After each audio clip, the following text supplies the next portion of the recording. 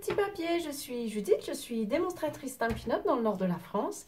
Et le projet que je vous propose de réaliser aujourd'hui, c'est le swap que j'ai préparé pour OnStage. Alors je vous présente, nous sommes vendredi 8 mars aujourd'hui, je filme mes vidéos en avance.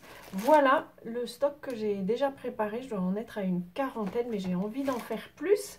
Donc je vous explique un peu tout ça pendant la réalisation, mais c'est parti, on crée ce joli étui à sachet de thé.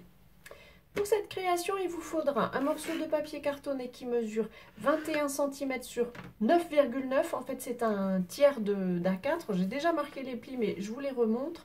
Il y en a un premier à 7 cm et un deuxième à 14. Je garde mon petit stylet parce qu'il va me servir pour faire d'autres plis.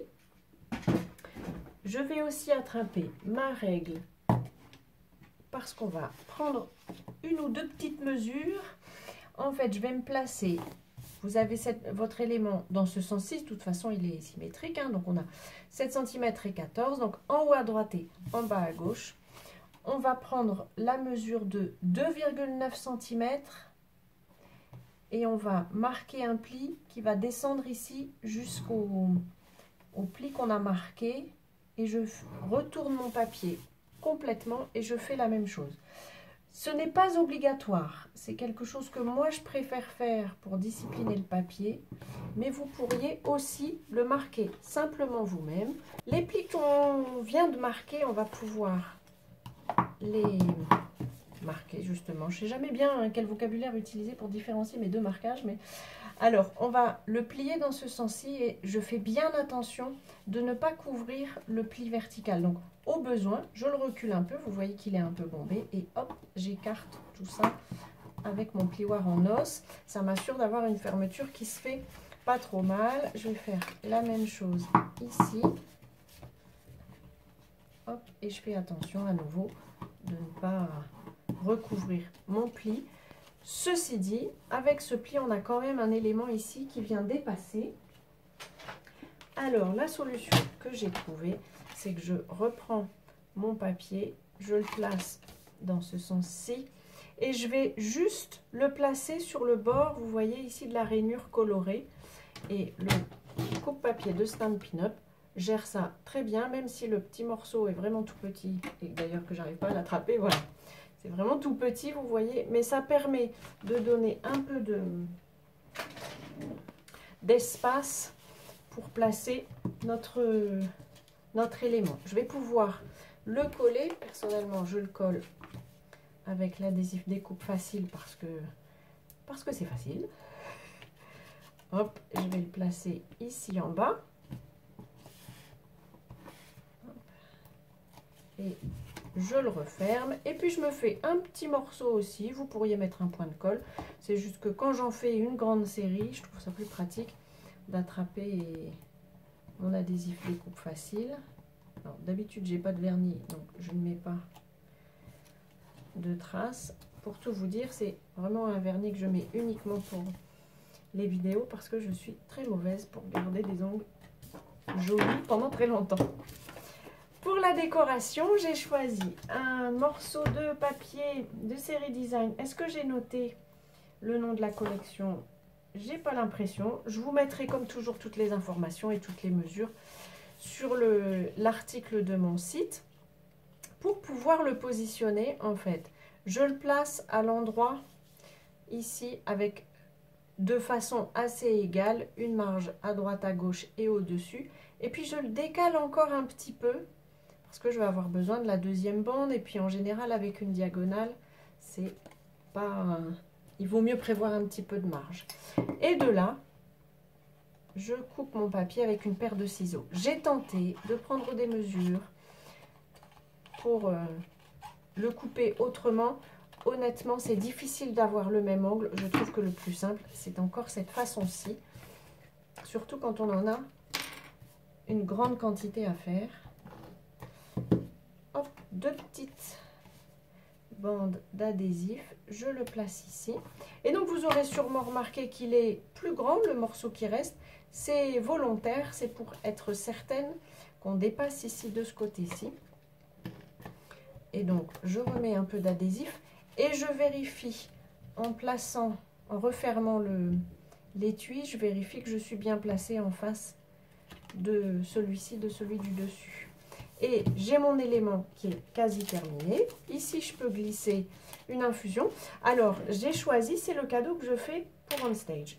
À OnStage, à n'importe quelle réunion de Stampin' Up, on se rencontre entre démonstratrices et on en profite pour faire un échange de petits éléments comme ça. Ça peut être une carte, ça peut être un objet. Les swaps sont plus ou moins évolués. Je continue mon set pendant que je papote avec vous. Les swaps sont plus ou moins évolués selon les choix des démonstratrices.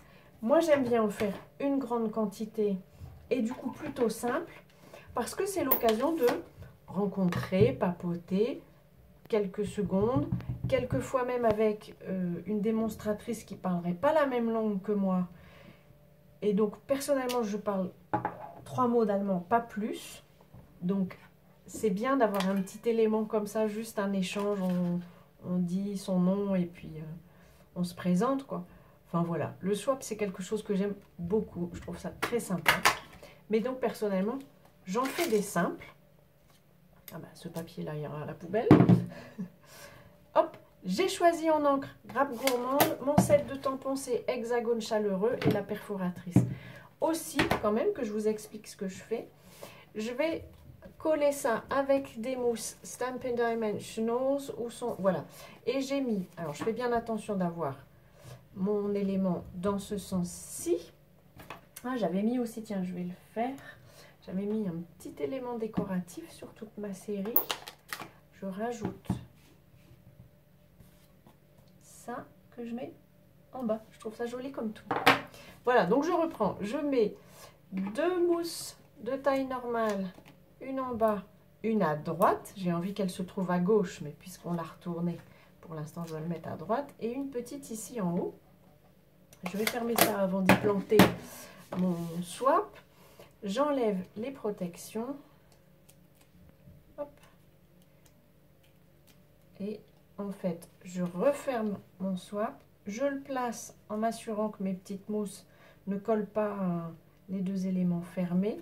Et voilà, j'ai ma décoration qui est faite. Et en fait, pour l'ouvrir, il suffira de soulever. On peut d'ailleurs, si on veut, le refermer sans aucun souci. Ça fonctionne bien. J'ai juste discipliné mon sachet de thé et j'ai, entre guillemets, poussé le vis jusqu'à, je vous en attrape un, à sortir les éléments à l'infusion que j'ai trouvée. Comme je vous disais, j'avais envie, comme c'est un échange international, j'avais envie d'une spécialité française ou du coin. J'avais pensé à glisser un spéculoos, mais il aurait fallu que j'en trouve un en sachet, ce qui n'est pas très développement durable, parce que ce sont des petits sachets plastiques.